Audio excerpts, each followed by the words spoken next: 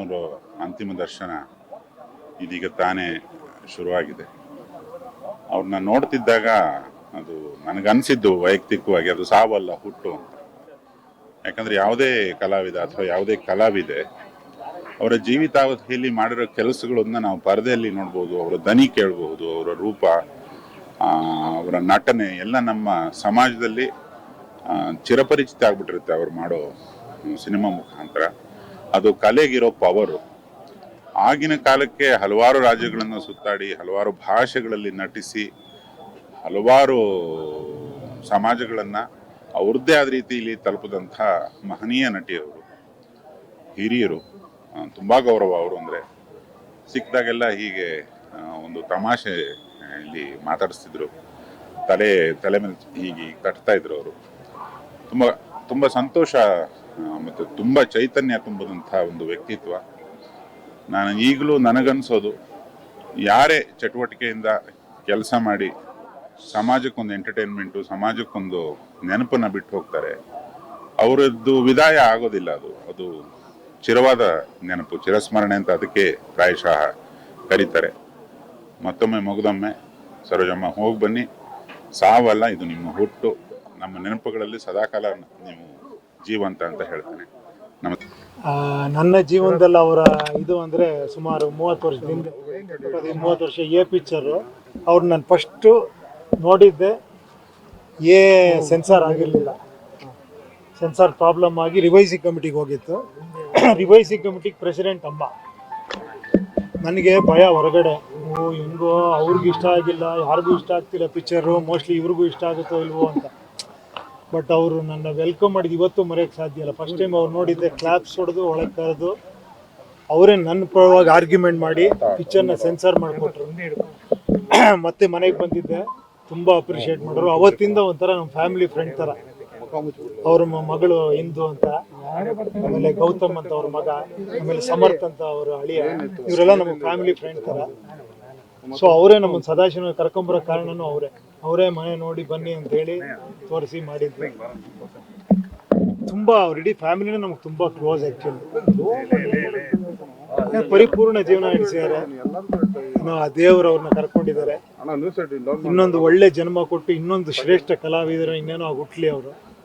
ಅವ್ರ ಮನೆಯವ್ರಿಗೆಲ್ಲ ಅವ್ರನ್ನ ಈ ಲಾಸ್ನ ತುಂಬಿಕೊಳ್ಳೋ ಶಕ್ತಿ ಕೊಡ್ಲಿ ಅಂತ ಕೇಳ್ಕೊಂತೀನಿ.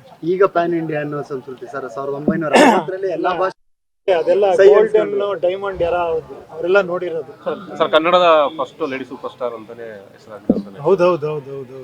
ಅಯ್ಯೋ, ಬಹಳ ದೊಡ್ಡ ವ್ಯಕ್ತಿ. ನಾವೆಲ್ಲ ಬಹಳ ಚಿಕ್ಕವರು ಅವ್ರ ಬಗ್ಗೆ ಮಾತಾಡೋದಕ್ಕೆ. ನನಗೆ ಬೆಳಿಗ್ಗೆನೆ ಗೊತ್ತಾಯ್ತು. ಅವ್ರ ಮಗಳು ಅಳಿಯ ದುಬೈಗೆ ಹೋಗಿದ್ರು. ನಾನು ಏನು ಅಲ್ಲಿಂದ ಫೋನ್ ಮಾಡ್ತೀರಾ ಅಂದ್ಕೊಂಡು ನೋಡಿದ್ರೆ ಇಲ್ಲ, ಬೆಳಿಗ್ಗೆ ಬಂದಿದ್ದೀವಿ, ಇಲ್ಲಿ ಬಂದ ಕೂಡಲೇ ಹಿಂಗಾಯಿತು ಅಂದರು. ಒಂದು 8-9 ಗಂಟೆಗೇನೋ. ಇಲ್ಲ, ಅದೆಲ್ಲ ನನಗೆ ಗೊತ್ತಿಲ್ಲ. ಈ ರಾಷ್ಟ್ರದ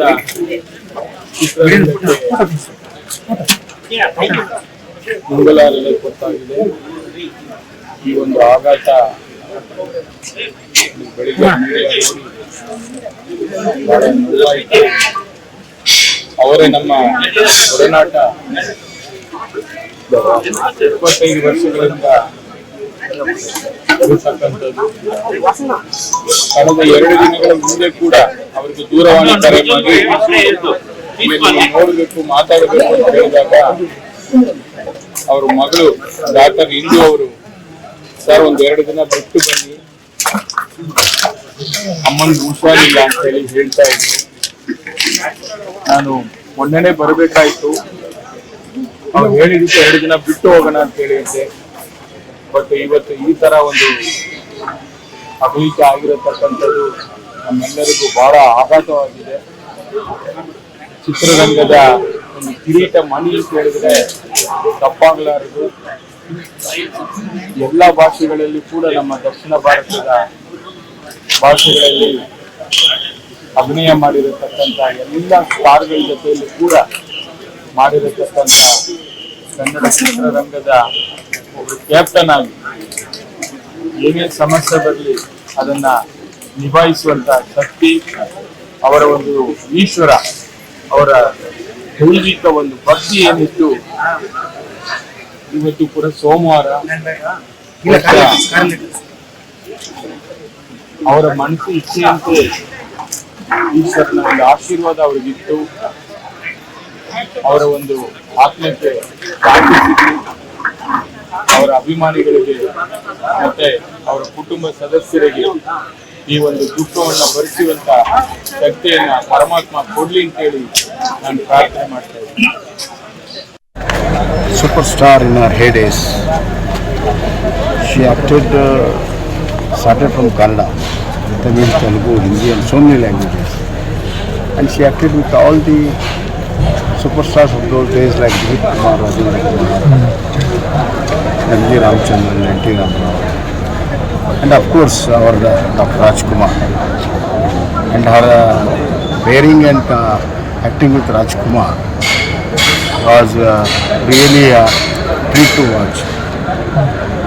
Especially a film called Bhagyavantaru. It was so touching and emotional and moving movie. Probably nobody has not wet their eyes. Everybody has cried. That is the acting level. Veera Rani Kittur Channamma was another one. She has won Padma Shri, Padma Bhushan and all those things. She was very lively in last days. She was a great asset to Karnataka and Karnataka film industry. I hope she lives forever through her talent and acting what she has done in the hearts of the people. ದೇಶಕ್ಕೆ ಮತ್ತು ರಾಜ್ಯದ ಒಂದು ಸಾಂಸ್ಕೃತಿಕ ರಂಗದಲ್ಲಿ, ಚಿತ್ರರಂಗದಲ್ಲಿ ಭಾಳ ಹೆಸರು ಮಾಡಿದಂಥದ್ದು B ಸರೋಜಾದೇವಿಯವರು.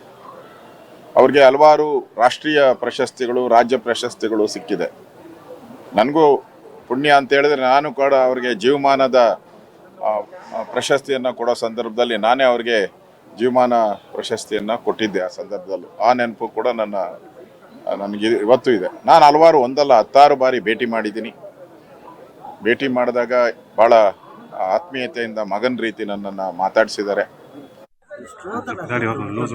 ಕರ್ನಾಟಕದಿಂದ ಹೊರಗಡೆ ಹೋಗಿ ಪದ್ಮಭೂಷಣ, ಪದ್ಮವಿಭೂಷಣ ಎಲ್ಲ ಪ್ರಶಸ್ತಿಗಳನ್ನ ತಗೊಂಡಂಥ ಸುಮಾರು ಕಲಾವಿದರು ಇದ್ದಾರೆ. ಕೆಲವರು ವಾಪಸ್ ಬಂದಿಲ್ಲ. ಆದರೆ ಎಲ್ಲ ವಯಸ್ಸಿನ ತನ್ನ ಮಿಕ್ಕ ವಯಸ್ಸನ್ನು ನಮ್ಮ ಮಲ್ಲೇಶ್ವರದಲ್ಲಿ ಕರ್ನಾಟಕದಲ್ಲಿ ಕಲಿಯೋದು ನಮ್ಮವರು ಅನ್ನೋ ಅಭಿಮಾನ ಇದೆಯಲ್ಲ, ನಮ್ಮಲ್ಲೇ ಇಲ್ಲಿರ್ಬೇಕು ನಾನು ಅಂತ ಮಲ್ಲೇಶ್ವರದಲ್ಲಿ ಅವರಿದ್ದಾರೆ ಇತ್ತು. ಅವರ ಜೊತೆ ನನ್ನ ಒಡನಾಟ ನಾನು ನೋಡಿದ ತಕ್ಷಣ ಅವ್ರು ತಪ್ಪಿಕೊಂಡು ತೆಗೆದುಕೊಳ್ಳೋರು. ನಾನೇ ಅವ್ರನ್ನ ಕರ್ಕೊಂಡು ಹೋಗ್ತಿದ್ದೆ ಯಾವುದೇ ಫಂಕ್ಷನ್ ಆಗಿ. ಒಂದ್ಸಲ ಫೋನ್ ಮಾಡಿ, ಅದು ನಾನು 2 ಲಕ್ಷ ರೂಪಾಯಿ ಇದೆ, ನೀವು ನೋಡಪ್ಪ ಯಾರಿಗಾದ್ರು ಕೋವಿಡ್ ಸಮಯದಲ್ಲಿ ಯಾರಿಗಾದ್ರು ಹೆಲ್ಪ್ ಮಾಡಿದ್ರೆ ಮಾಡಿ. ಅವರೇ ಮಾಡ್ಬೋದಿತ್ತು, ಆ ಕೆಲಸ ಅವ್ರು ಮಾಡಲಿಲ್ಲ. ನಾನು ಹೇಳಿದೆ, ಮೇಡಮ್ ಓಚರು ಅಥವಾ ನಿಮ್ಗೆ ಏನಾದ್ರು ನಿಮ್ಮ ಹೆಸರಲ್ಲಿ ಏನಾದ್ರು ನಾವು ಅದನ್ನು ಹೇಳ್ತೀವಿ, ನನ್ನ ಹೆಸರು ಬೇಡ ಏನು ಬೇಡಪ್ಪ, ದುಡ್ಡಿದೆ ತೊಗೊಳಪ್ಪ, ನಾನು ಕೊಟ್ಟಿದ್ದೀನಿ ಕಲಾವಿದರಿಗೆ ಹೇಳಿದಾಗ ನಾನು ಅದನ್ನು ನಮ್ಮ ಉಪೇಂದ್ರ ಅವ್ರಿಗೆ ಫೋನ್ ಮಾಡಿ, ಅವಾಗ ಉಪೇಂದ್ರ ಅವ್ರು ಟೆಸ್ಟ್ ಮಾಡಿ ಎಲ್ಲರಿಗೂ ಇದನ್ನೆಲ್ಲ ಹಂಚ್ತಾರೆ ತುಂಬ ಫುಡ್ಡು ಫ್ಯಾಕ್ಸ್. ಸೊ ಅದಕ್ಕೆ ಹೆಲ್ಪಾಗಲಿ ಅಂತ ಅವ್ರು ಏನೋ ಒಂದು ವೋಚರ್ ಕೂಡ ಕೊಟ್ಟರು ತೊಗೊಳ್ಳಿ ಉಪೇಂದ್ರ ಅವರು ಇದಕ್ಕೆ ಟ್ರಾನ್ಸ್ಫರ್ ಮಾಡಿ ಅಂತ. ಎಷ್ಟೋ ಕಲಾವಿದರಿಗೆ ಹೆಲ್ಪ್ ಮಾಡಿ ಒಳ್ಳೆಯ ಹೃದಯ ಇರುವಂಥ